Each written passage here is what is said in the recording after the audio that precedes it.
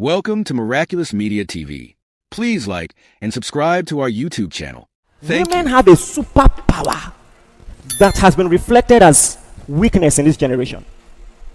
Let me say this to you first and foremost. That superpower has been abused by irresponsible men. But in the right setting, under the right context, it is still powerful. Are you ready for what I'm about to say? I gave a subtle example when I was talking about how a woman tells you she's hungry. When she's out on a date with you, she says, "Are you hungry?" You know, so subconsciously, women are wired to put an idea in your mind and make you take initiative for the collective good. What if you learn that consciously? There's a movie. How many of you have seen the movie Inception? All right, in the movie Inception, they came up with a technology where you could enter the mind of someone, drop an idea in the mind. And when the person comes back, the idea will seem original. I am telling you, women have that superpower. And so, for instance, it is proven that instead of telling men what to do all the time, if you allow them take initiative, instead of saying, this box is broken, fix it. If you say, what do you think we can do to this box? The man will feel, you say, okay, so I'll just call the carpenter, I'll just the same thing. I'll give you a Bible example. This one is sensitive. I will ask you again, should I talk or should I not talk? All right. We read up about Esther, and there is so much to learn because it is the same man treating two different women drastically different. You could make an argument for Vashti. She had a right. Why will you just come in to come and entertain your guests? But the question is, does that strategy work, particularly for powerful men? Does it work? Listen, if your goal is to insist on your rights, fine. If your goal is to have a happy home, to work with someone that you trust for a collective goal, then if there is a more excellent way, use it.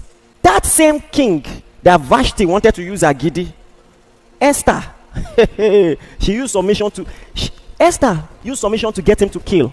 You know the story, don't you? One time she came in like this. I said, you are powerful. You don't understand. The hardest man in the world. If you know how to pull the strings, all the things you have been quarreling about, he will give you. He will give you his kingdom. Men, I told you, men are more romantic. Read the story about Herod. Just small down, so he said, ask me anything to the half of my kingdom. Half of my down, so which kind of leg? You see, I am telling you, a man can go to war, conquer battles, take over territory, then small dance, he will give you half. You are arguing because you don't know. This does not in any way exonerate him from his excesses and all of that. But if you find a way to let him know that fundamentally, if you first and foremost accept him, you accept him, you believe in him, you trust him. Because men struggle. It's a dilemma. There are superheroes everywhere. Everywhere. They go to the work, to the office, they are killing it. They're successful. They are shouldering their entire family sometimes, especially in Africa, doing everything. The only place where he's constantly aware of his inadequacies is in the home. Then now you're wondering why the friendship is being affected. You remind him of everything he ought to be, but he's not. What if you find a proper way, a better way? Men also, there is a way to communicate. You know, my God, there's a mistake guys make. When guys are quarreling, it's in the context. When guys are quarreling, they can say anything to each other, and it's just bants. Let me tell you guys, women are not like that. Don't say what you don't mean.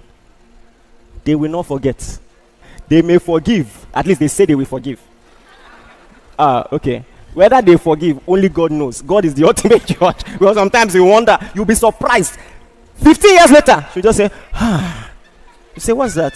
You say, I remember the day. You say, That's how that day. Hey! Don't try it. In the heat of the argument, just say, sometimes I wonder why I married you. Hey!